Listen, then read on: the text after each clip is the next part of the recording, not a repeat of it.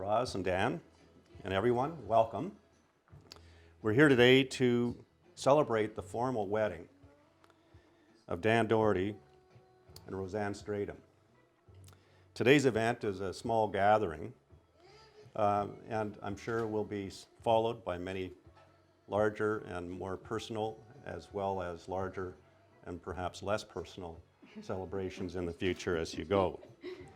But let me say that I'm delighted and quite honored to be able to preside today. My name is Justice Richard Neufeld.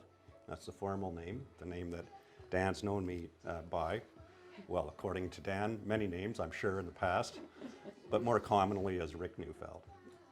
So I'm delighted to be able to officiate this ceremony today.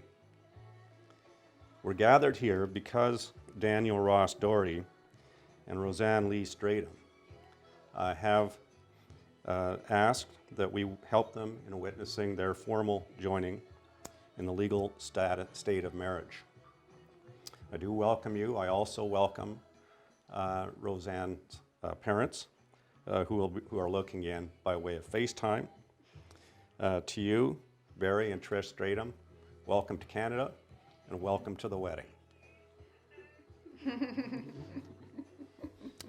Dan and Roz, you are to be married according to the orders, the customs, and the authority granted by the government of the province of Alberta. Matrimony is understood by us as a state enriched by a long, honorable tradition of devotion. According to the law, each party and each participant is equal and supports the common rights of another in marriage. Marriage is not just a ceremony here today. It is a commitment for life, and therefore it's not something to be entered into thoughtlessly or irresponsibly. There must be a desire for lifelong companionship. Couples will support each other through the changing experiences of life. May you laugh together in joy, grieve together in sorrow, and grow together in love. Marriage means caring as much about the welfare of your partner as you do about yourself. Marriage also means working together to create and maintain a home in which a marriage can flourish. With that understanding, Daniel Doherty and Roseanne Stratum wish to be joined in marriage. To begin with, it's required of me that I ask if there are any legal impediments known to marriage. If any person can show just and sufficient reason why these two persons may not be joined in matrimony, let them now declare reasons, or else from this time forward, keep their peace. No one speaking? No one speaking by FaceTime? And now call upon you both in the presence of these witnesses to repeat after me. And I'll start with you, Roseanne.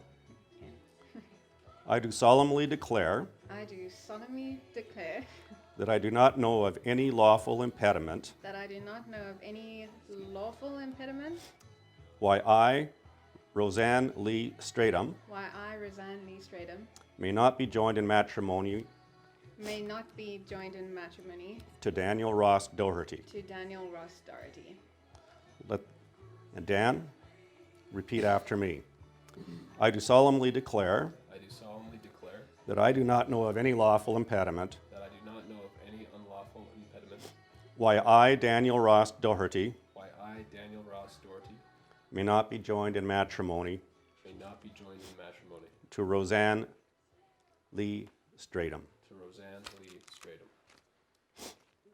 As no impediment was declared or admitted, I require you to give answers to these questions. Do you, Daniel Doherty, promise to give Roseanne Stratum the love of your person, the comfort of your companionship, and the patience of your understanding?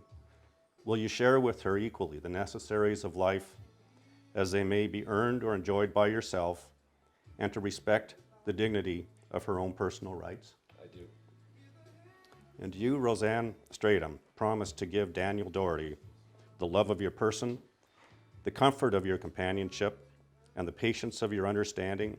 Will you share with him equally the necessaries of life, as they may be earned or enjoyed by yourself? And will you respect the dignity of his own personal rights? I do. Now, Dan and Roz have written their own wedding vows for today. I'm going to ask them to exchange them at this point. Okay. Sure. Thank you. Designated bridesmaid.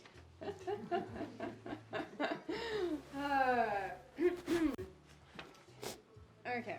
Well, Robert Fulham, I don't know how to pronounce his name, but Robert Fulham said, we're all a little weird, and life is a little weird. And when we find someone whose weirdness is compatible with ours, we join up with them and fall into mutually satisfying weirdness and call it love, true love. And I didn't fully understand what that meant until I met Dan. And when I met you, I remember thinking that you were the most normal guy that I've ever met. And later I realized that it's not because you're normal, because you're not. You're so much more than normal. But because we are the same kind of offbeat, unintentionally unconventional, and goofy. When I met you, I also thought you were broke. Maybe it was because of the giant holes you had in your clothes, or the fact that you hadn't updated your wardrobe since high school. Or maybe it was the rats that inhabited your crumbling stairwell. I didn't really care. And it took me 6 months to realize that you weren't broke. You just aren't materialistic, and I really love that about you. You only spend money on things that are really important to you, and I also realize that you're incredibly generous to others, but you never flaunt it. And I think you got a lot of those qualities from your dad. And even though I bugged you to update your wardrobe, one of the big reasons I fell in love with you is because you're not materialistic at all, and that we share a lot of the same values. We value experiences over things. We love to immerse ourselves in different cultures, try new foods, explore new places, meet and make friends with people from all walks of life. And we both genuinely want to help other people and animals. Whether it's in the classroom, helping kids who have learning difficulties, or fostering animals who need a home, or building a house for a sick pigeon to protect it from the crows that are trying to eat it. And on that note, it really melted my heart when Dan helped me build a house for a sick pigeon and then guarded it to make sure that none of the crows or ravens would get to it. And one of the first things I noticed about you, other than the clothes, was how kind, quick-witted, goofy, and sweet you are, which I'm told you got from your mom. I'm told she was like that. And I love how goofy you can be, and how you never miss an opportunity to find the funny side of something or make a punny joke. And I love how kind you are to everyone around you, and how you treat everyone with the same level of respect. And you value people for who they are, not for their social class or what they do or how much money they have. And I love that I've never heard you say anything nasty about anyone, ever. I love the way you love me so well.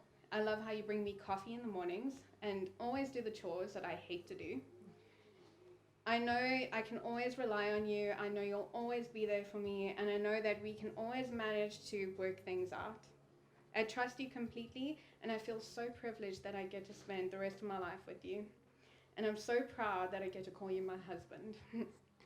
And you have so much greatness and wisdom in you, yet you remain so humble. I have so much respect for you, Dan, and I promise to always respect you, honor you, treat you with kindness, and protect your heart. I promise to appreciate your pun jokes, even the bad ones, and to celebrate your uniqueness. I promise to always be fully stocked with meds whenever you need them, and I promise to always do what I can to make you feel better when you're feeling sick or down, and I promise to always encourage you, challenge you, fight for you, and protect you.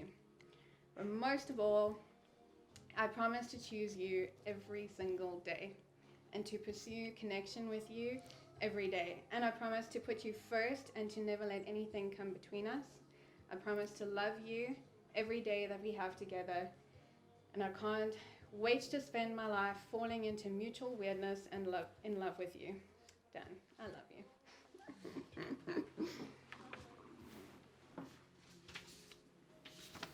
Thank you. You go. I don't think I read it as well as that, but let's see how this goes. Roz, I can't believe it's already been 3.5 years since we first met in the MTR station in Hong Kong. When I first met you, I knew you were different. On our first date, we went out for tacos after a couple bites, you had gotten salsa all over your shirt. Instead of getting all embarrassed, you shrugged it off with your signature inward breathing laugh, followed by an "oh dear." You were also really easy to talk to. I remember us going for a long walk around the ladies' market and just getting to know you while we were constantly being told to buy random junk from street merchants. Since the first date, we have gone on a lot of places and done a lot of wonderful things together, such as junk boats in Hong Kong, eating large sardines in Macau, nearly getting capsized in Thailand, game drives in South Africa, and then hikes in Canada. I think that meeting you for the first time in the MTR station is only fitting because it signified how we've gone from one place to the next. The first time I realized that I loved you was when I had to come back home for the first time in 3 weeks. It was almost immediate after I arrived that I began to miss you. But it's not just from being apart from you which has made me realize why I love you so much. First of all, you have such a big heart. The amount of love and care that you have shown me over the years has been amazing and much appreciated. From taking care of me when I've been really sick, making amazing meals, or calming me down when I'm upset, you have always been there for me and have made me feel truly special. You also truly care about other people as well. Not only do I love you for having that quality, but it's something I also admire you for, and it's inspired me to do the same. I love you for your bubbly personality. You are always there to greet me with a smile and a big hug, and no matter what I seem to do or say, you're almost always laughing or giggling. I love you for your creativity. You are an extremely talented writer and have an amazing gift for using words. You also have an amazing voice, and hearing you sing randomly during the day melts my heart. I also love you for your goofiness. Whether you're singing Madonna into a toilet paper roll, doing a silly dance to make and making up accents, you have a quirkiness to you that I really enjoy. Because I love and appreciate you so much, here are a few promises that I would like to make. I promise to always listen to what you have to say, no matter whether you're excited, angry, or sad, and to talk things through with you. I promise to make you feel special in some way every day, whether it's surprising you with something spontaneous, doing something for you, or simply just holding your hand. I also promise to love you unconditionally, support you, and always be there for you, no matter what. You're the love of my life, Rosie Bear, and I'm very lucky to have found you. I love you.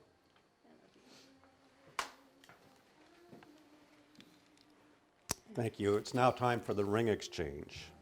Dan, do you have the rings? Sorry, thank you. Yes. Got them both. All right. Your one. I'll start with Dan. You giving the ring to Roseanne. Do we hold hands? You can if you wish. What? Yes. Yeah. Having declared these marriage vows, let Daniel Doherty place the ring on the third finger of Roseanne's left hand and repeat after me. I give you this ring I give you this ring that you may wear it as a lasting reminder of our marriage that you may wear as a lasting reminder of our marriage vows and as a symbol of my love and commitment to you. and as a symbol of my love and commitment to you. And Roseanne, say after me. Just, you don't have to give the ring now. I accept this ring as a symbol of our love and commitment. I accept this ring as a symbol of our love and commitment. All right. Now, Roseanne, would you please place the ring on the third finger of Dan's left hand and repeat after No. Daniel Doherty, Daniel Doherty, I give you this ring I give you this ring that you may wear it as a lasting reminder of our marriage vows that you may wear it as a lasting reminder of our marriage vows and as a symbol of my love and commitment to you. and as a symbol of my love and commitment to you. And Daniel, would you say after me, I accept this ring as a symbol of your love and commitment. I accept this ring as a symbol of your love and commitment. Dan and Roz, you have consented in marriage and have declared your solemn intention in this company before these witnesses and in my presence. You have exchanged these vows and these rings as a pledge of your love to each other.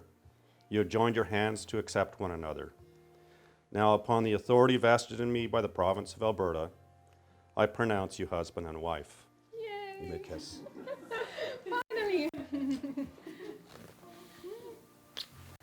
Aw, you